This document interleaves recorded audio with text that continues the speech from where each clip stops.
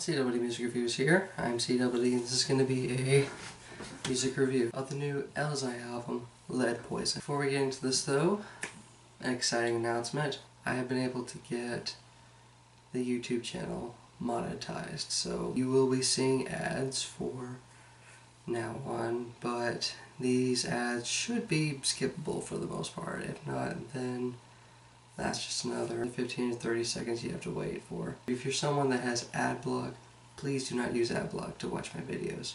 I can't get monetized that way. I can't be incentivized for putting out more reviews that way. So, not to sound selfish or anything, but I'd appreciate it if you didn't use ad block. Also, now that I have enabled monetization, we now have fan funding. So, if you like what I do, you can support the channel by donating everything from as minimum as $1 to a maximum of $500, but I would not advise you to donate $500 to the channel because I'm not that good yet. I'm not even that good for $1, but if you do like what I do, then I'd appreciate it. Anyway, let's get on with this review. Elzhi is a Detroit rapper, and this is his sophomore full-length album. I caught on to this guy when he dropped this mixtape back in 2011 called Alienated, which, as you can probably already tell, is like a covers mixtape of instrumentals from Nas's Illmatic. It had the instrumentals on there, some of the hooks were present, but all in all, it was Elzhi delivering these well-performed verses and rap delivery that I certainly enjoy quite a bit. Though, aside from that and a verse from Ghostface Killah and Beben, a good album from last year, Sour Soul, I can't say that I've been interested in this guy particularly up until he drops this new album here. I was certainly intrigued with this album. Like, this is his first album in about 8 years. There was a Kickstarter started for it around 2013 and it didn't drop until now. I thought, okay, he's put out so much time in making this record, maybe he'll pull through and do something particularly great. And I can't say he does that. If anything, the reason that this album took so long is not because he was trying to refine it to be great, but because he was struggling with introversion and writer's block, more so the latter. This album is about 16 tracks in length and about an hour long. This is a promising surface for this particular album, especially if you're a big Elzhi fan already and you've been waiting for him to drop an album, and now you're getting 16 tracks and about an hour long in music. But within this 56 minutes, there's only so many tracks that I can honestly say are salvageable and actually pretty great. You have the track Medicine Man, which opens the album up. It's an interesting and conceptual track, certainly. You get this nice interplay between piano and jazz organ going on. There's like these pencil scribbles going on as Elzhi's kind of repeating like lines are going to end up in the rap that's going to come in the latter half.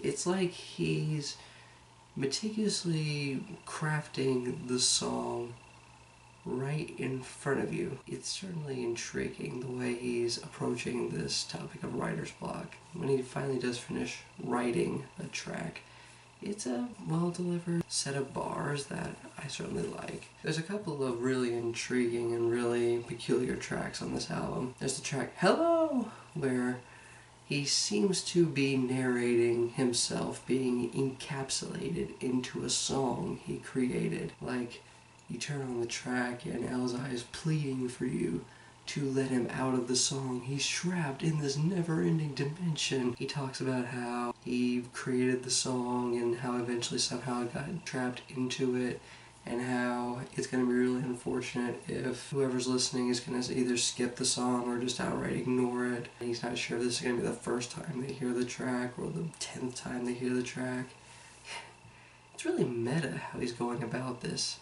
It certainly works well with this kind of wonky and really peculiar instrumentation. It's so out there that it's gotta be my favorite track on the album. And there's the track She Sucks, which it's not what it seems to be about. It's actually about Elzhi becoming a vampire and pursuing his never-ending thirst for blood. The track starts off with him getting into this rendezvous with this girl, this woman, and there seems to be a lot of peculiar things about where he's hanging out with her with. He's drinking wine, but it tastes like blood.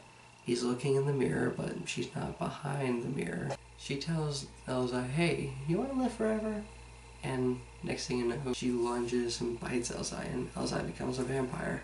Elzhi goes insane with this unsatiable thirst. He's out killing homeless people for blood. He's out killing this elderly couple for blood. He's even taking on this police patrol that tries to stop him, but the bullets just bounce off and he caught one of them in his teeth. I especially love how kind of noirish and very haunting this instrumental is, especially when the boom bap-ish vibe comes in really prevalently around the tail end of the track. And while the outro is a little lengthy, it certainly builds and just jams particularly well. And there's the track Cloud, which it's likable, certainly. It's one of the more likable tracks on the album. I do like how he's using this cloud that hovers over him and drips out rain as this metaphor for, I guess, creative struggles and writer's block. Because at the end of the track before, there's a skit where Elzhi is wearing this raincoat when it's sunny outside. There's no clouds in the sky, but he's still soaking wet because he was brainstorming.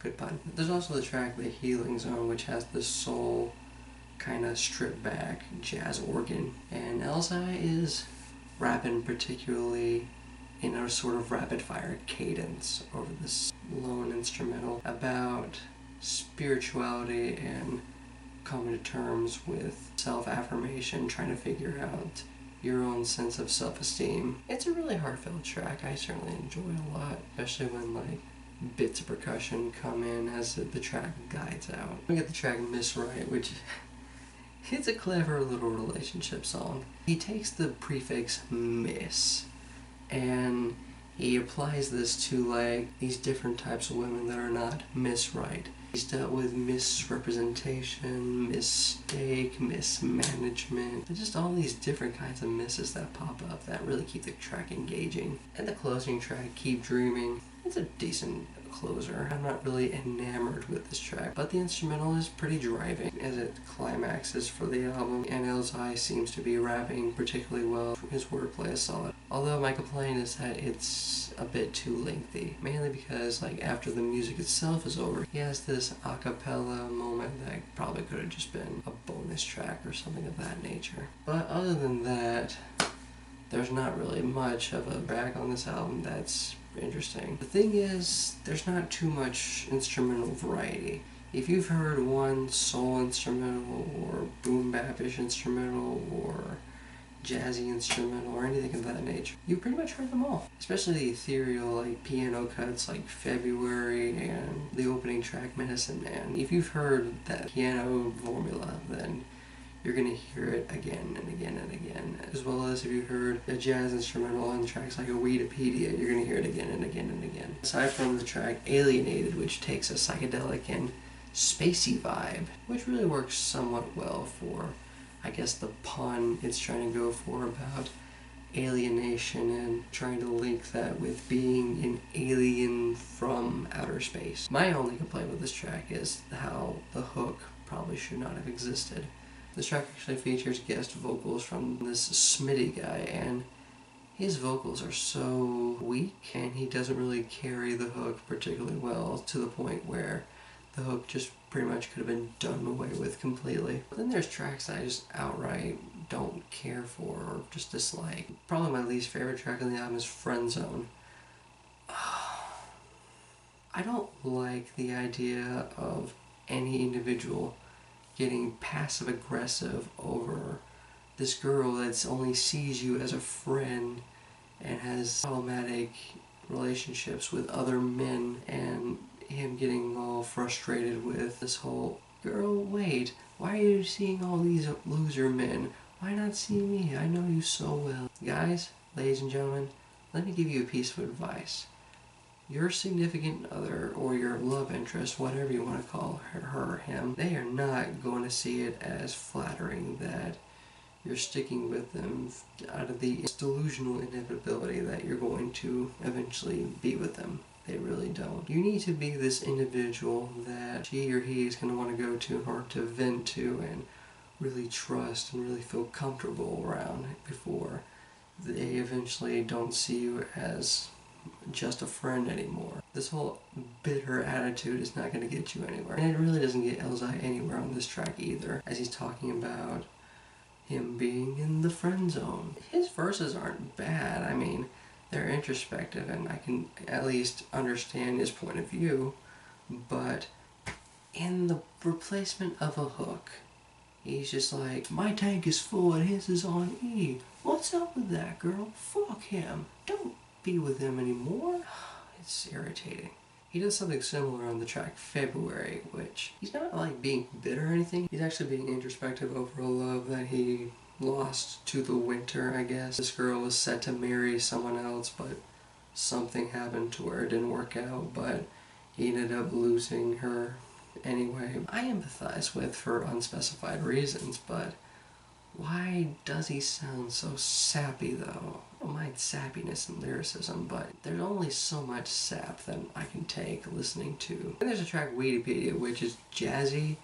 I think it might take some influence from Mad Villainy over there, like Elzhi was listening to America's Most Blunted at a certain amount of length, and I think he decided to, I guess, make his own weed song in a way, but I just don't understand his stance. Like, he's smoking weed, but he's really alarmed by how law enforcement may or may not treat him, or how he may or may not sustain a job, and all this other stuff, but it's just so gray and so indiscernible that there's nothing here that suggests that he leans one way or the other. It's just that he smokes weed and he has some thoughts on it. Okay, well, good. We had plenty of weed songs that have existed in this matter. What makes this one special? So pretty much from there, we just have a bunch of filler-esque tracks.